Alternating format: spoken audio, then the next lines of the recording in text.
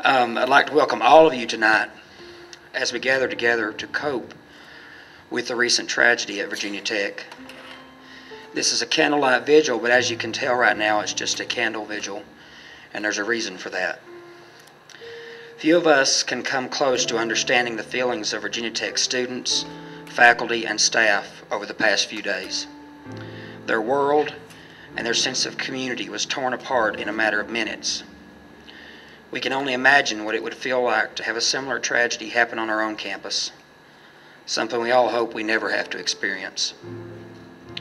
Many of you have connections to current students at Virginia Tech, and you feared for your loved ones on Monday. Some of you may even know some of those whose lives were lost. Today we stand together in the dark because we are lost and looking for direction. We don't know what we can do to help those who have lost family members, friends, or for those who just witnessed these horrific events.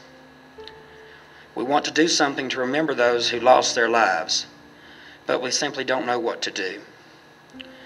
There is no need to send money, and even if there was a need, it would not make up for the sadness.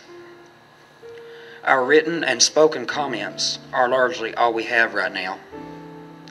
And while that may seem small, we never know how much it can impact people who are at the bottom right now. You see, we're in the dark tonight because we choose to be.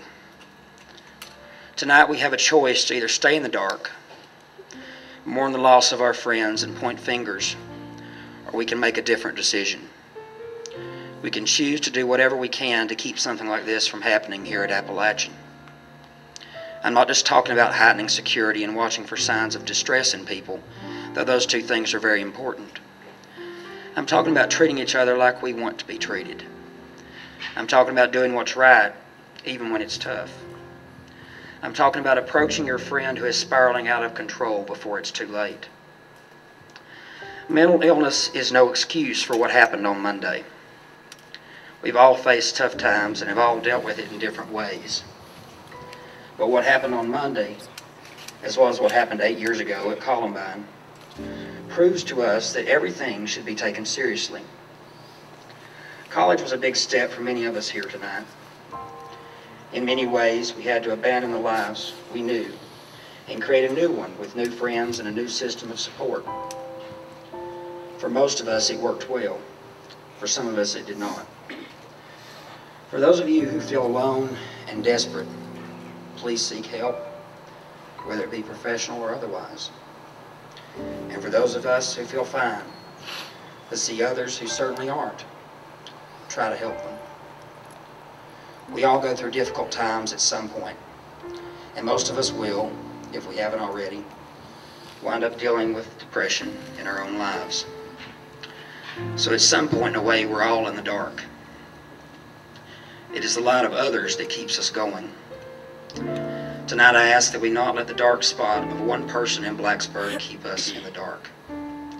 Tonight I ask that we all remember those who lost their lives on Monday, not only because we are sad, but because we are determined to make something good come of this. We will not heal when we stand in the dark.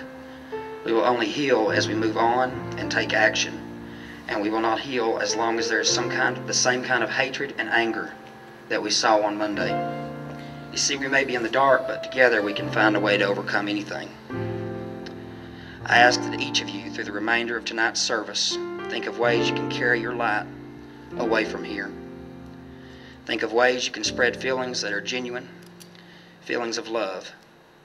Think of how we can not only prevent mass acts of violence, but any tragedy at all.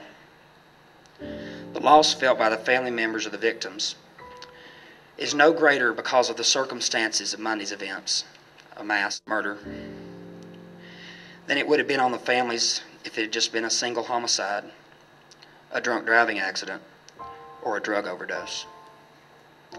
So as we work on initiatives to keep our campus secure, let us all work together to make sure every student who goes here feels like they are a part of what we see tonight as the Appalachian family.